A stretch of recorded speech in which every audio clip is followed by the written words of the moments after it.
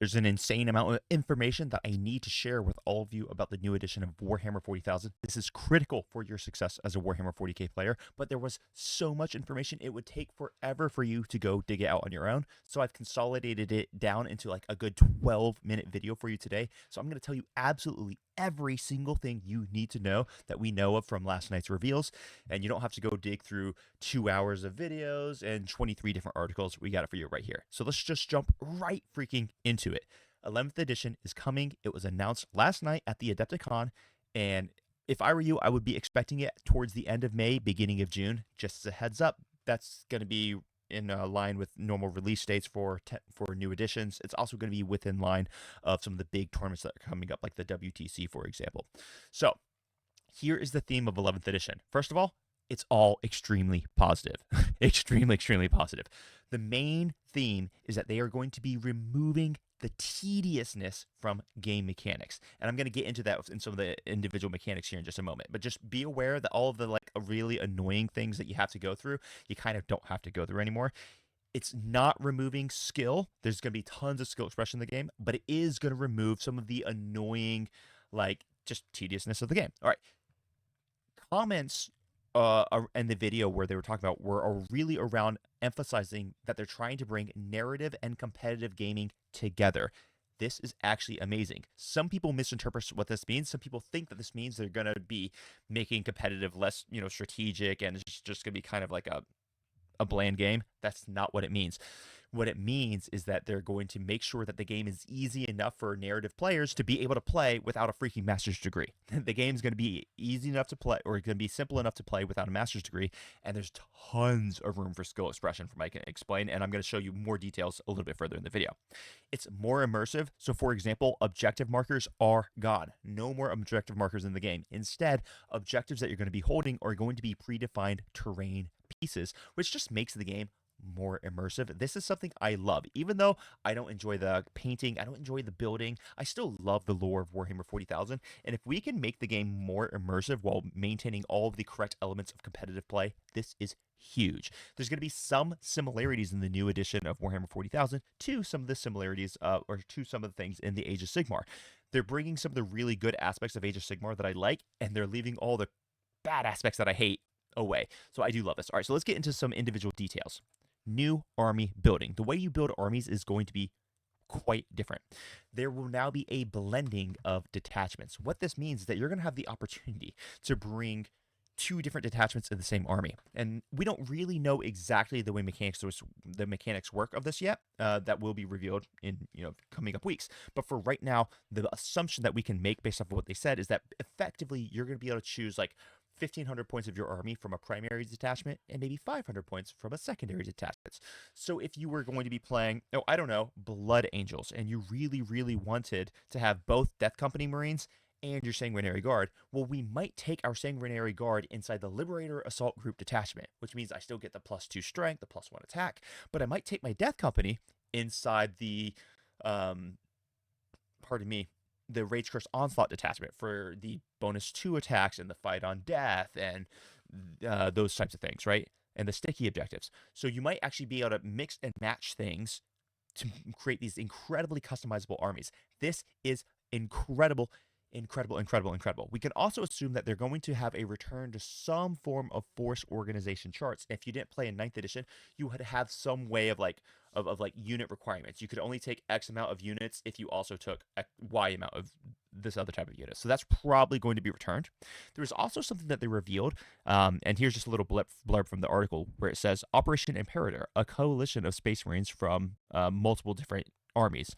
So this is something that's from multiple different chapters. This is something that's hinting at more advanced ally systems. Are we going to be able to ally like different chapters into Space Marines? I don't know. It could happen, but it does seem very interesting.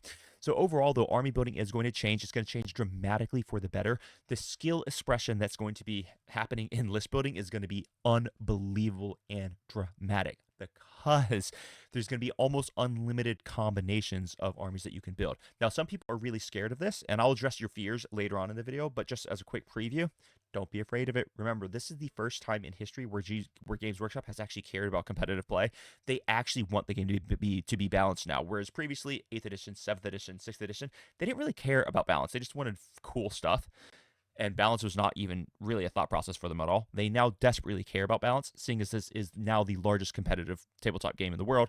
It's really important for them that this is balanced. So ally mechanisms might be more expanded, but balance is going to be at the forefront of their thoughts as they're building it. Okay, let's talk about the detachment stuff in general. A lot of people are really concerned because for the jump from 9th edition to 10th edition was huge. Every army lost their codexes. You had an index reset. This is not happening in 11th edition.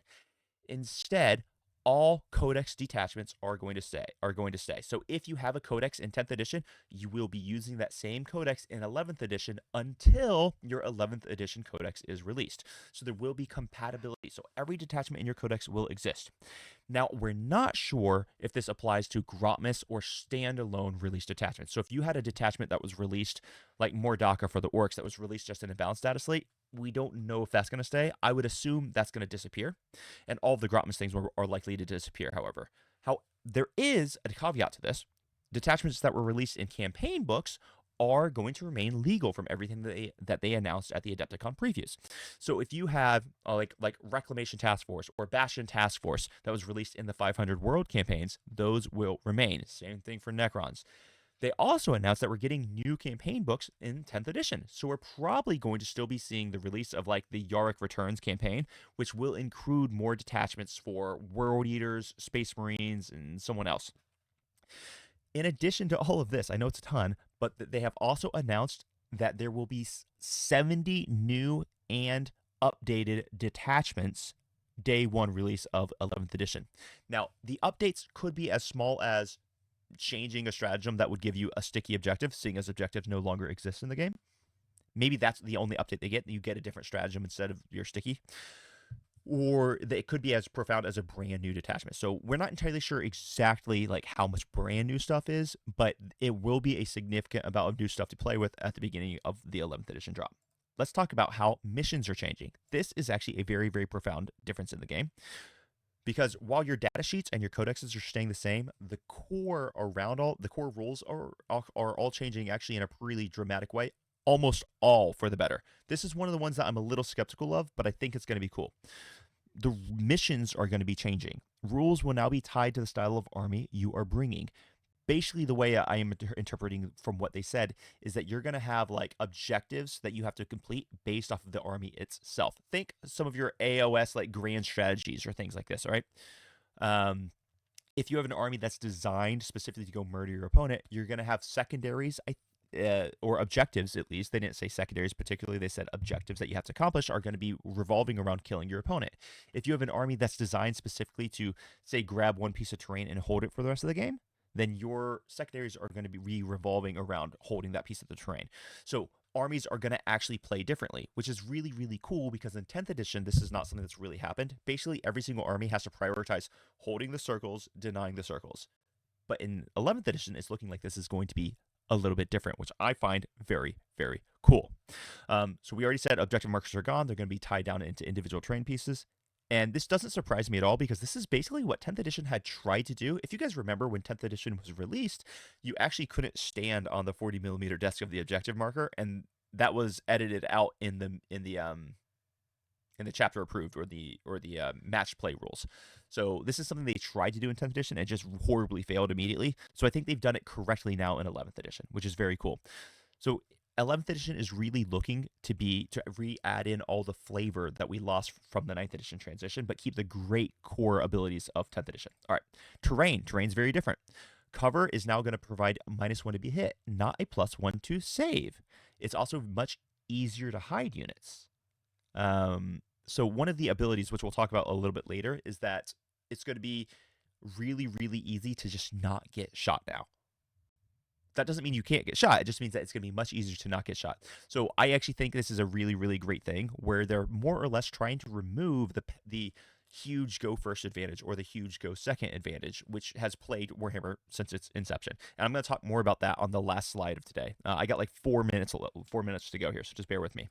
This is a very big change to the combat overhaul. All of these things are going to dramatically improve your player experience. It's not going to complicate things, it's going to simplify things, and it's not going to remove skill expression, so don't worry about that. Now, with charges, you no longer will have to declare who you're charging before you roll the dice. You're going to roll the dice and then charge. Previously, what would happen is if I had a target I really wanted to charge and say it was 9 inches away, and then I had another target that I didn't want to charge, but it was only 5 inches away, what I would have to do is I would have to declare the charge into that 5-inch target, because it's much less risky than going for a 9-inch charge. I would have to move the units at the back of my unit first, the models at the back of my unit first, to try to move block my own models so I didn't have to base to base, so then I could pile into the unit that was 9 inches away. It was really tedious, but good players could still work around this. Now you don't have to bother with that tediousness. You just roll the freaking dice and see where you can end up charging. This is just going to streamline the game. It's going to make the game much faster, honestly, especially when we blend some of these other changes. The game's going to get much faster, and it's going to dramatically decrease the amount of times that your units are just standing out in the middle of the open doing nothing. So I love this change. And then they have changed the pylons and the consolidations. This is really huge. The fight phase activation is going to be different. You're not going to do it on a unit by unit basis anymore. Now, after you complete all your charges, every unit from your army will pile in. And then you will do your fights one by one. And then after every unit has fought on both sides, every unit in your army will consolidate. This is super cool. It's going to get rid of some of the annoying things where it's like you move from one fight to the next and you go, oh crap, man, I forgot to consolidate onto the objective. Do you mind if I go back and do that? Which is just such a annoying headache. It makes playing the game so tedious. They're removing that aspect. So now you just go do all your consolidations all at once. I think I love this. It's going to be a little bit weird, but it's going to be freaking great. They've also changed the order of activation. So if it's your turn and you charge, your fight first unit will fight first. So no longer are you charging your opponent who has fights first and they get to fight first in your turn. That's gone. They didn't like it. It's gone. Now, the fights first ability will still have good interaction, but if it's your turn, you will activate first. They also said that fast dice rolling is gone, which I think that's a little bit of a weird thing to preface because, like, fast dice rolling is literally what we all do anyway. But whatever, fast dice rolling is officially gone. Okay, let's talk about the other stuff. Now, this is just the other interesting stuff, and I'm going to wrap this video up for you. There is no longer any stratagem stacking, meaning you can only use one stratagem per phase per unit. So if you want to re-roll a charge roll, you cannot also use a tank shock on it, for example. What they did is they wanted to decrease the amount of like doom stacking. Like, hey, this one unit just comes in, it's completely invulnerable, and there's nothing you can do about it. I actually think this is kind of an interesting change. Initially, I don't necessarily like it, but we're all going to adapt to this. This is going to be, at minimum, a non-issue, and it could end up being just very nice to see. So I'm excited to see how that changes like the aspects of the game. Then everything in the game is going to end up having effectively a lone op 16 if they are in terrain and have not shot. This is enormous, and I think it's probably one of the most innovative things I could have ever considered as far as the new edition is concerned. A lot of people are thinking this just makes shooting a lot weaker. No, what this does is this removes the inherent go first / go second advantage. This is so innovative and so exciting. Think of it this way, okay? I am playing orcs and you are playing Imperial Guard, or whatever. I'm playing Imperial Guard, you're playing orcs. If I, as the gunline army, goes first, I don't just get to shoot your entire army to death. That is so huge. It means that you don't auto lose just because you go second.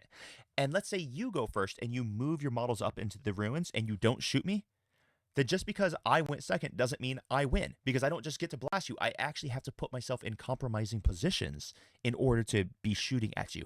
This also effectively removes indirect from the game, which, even though I'm a big Desolation Marine fan currently, it's good for the game to not have freaking indirect. It's such a uninteractive mechanic, and I actually hate the mechanic, but competitively, it's what I'm running right now. I'm actually really glad it's gone so that we can just focus on the crumping. Enter the age of the crump. I'm so excited about all this. Now, Some things that's, or some little concerns that's going to happen in this game is we're going to see that pre-game conversations are going to be very, very important, because now that we're going to be able to have like these mixed detachment armies, there's going to be more there's going to be a little bit more stratagems, not like what we had in 9th, but there'll be more stratagems than what we have available to us here in 10th edition. There's going to be have more abilities, so it's going to be more complicated knowing the army that your opponent is playing, which is also kind of cool because it means that your opponents aren't going to know your army quite as well. But it's going to require more pre-game conversations between you and your opponent to make sure everyone's having a fun, fair experience. A couple other things that I want to talk about here. You have combat disembarks now for transports that get tagged. So if your opponent charges your rhino, and they're not just going to end up wrapping you and then you're screwed. You're stuck in the rhino. No. Now, if someone charges your transport, you have the option to get your models out of the transport immediately into engagement range. Now, some people might think this is busted, but it does come with drawbacks, because when you get out of the transport, you're automatically battle shocked, which means you're not going to be able to use any defensive stratagems if your opponent wants to pile in and then annihilate your units. But it does mean that you're no longer going to just be like not able to interact in the game at all. So I actually like this change. It's very cool. It does mean that transports are going to be very, very strong in this edition. And then one of the last things that I want to talk about here before I wrap up is leaders are going to be assigned in the army list building step, not at the battle formation step. What this means is that leaders are the unit that they're leading. So let's say you have a chaplain leading 10 assault intercessors. Well, let's say all the assault intercessors die and the chaplain's still there. The chaplain still knows how to use +1 to wound. He doesn't lose it just because his best friend right next to him died. No, he can still be +1 to wound, which I think is really good. Now, I don't know if this also means that the chaplain will still get to reroll wound rolls as the ability that the assault intercessors has. I don't know. They weren't clear on that one. I would suspect that maybe they do. The leaders are a part of the unit, so the unit has these abilities. Gazgul Mekker Traka no longer forgets how to be +1 to hit because the orc boy next to him is dead. This makes perfect sense. Thank you, Games Workshop, for making this better. So overall, my impression of 11th edition is this is going to be freaking amazing. I'm sure there will be some balance issues on release, but that will be ironed out. Remember, everyone, for everyone who's concerned about certain things like potential ally mechanics, these detachment blending mechanics, this stuff was big issues back in the day. But back in the day, Games Workshop gave zero craps about balance in the game. Today, they have the most successful and largest competitive tabletop game in the entire world, and they love and they really, really care about balance. That's why they put so much freaking effort into constantly releasing these balanced data slates and forcing things. So give them a chance. I'm really excited to see what they come up with. This game is going to be they're just getting rid of all the tediousness, which I so love. I so love that. This game's going to be awesome. The barrier to entry for newer players is going to dramatically decrease. People who think that they don't know the core rules well enough to play in a tournament, that's going to dramatically decrease. It's going to be much more inclusive. It's going to be a much more exciting game. I want to know what your thoughts are. Let me know in the comments down below what you're thinking about the new edition. I'm in love with it, and I can't wait to play it. Until next time, crump on. Bye-bye.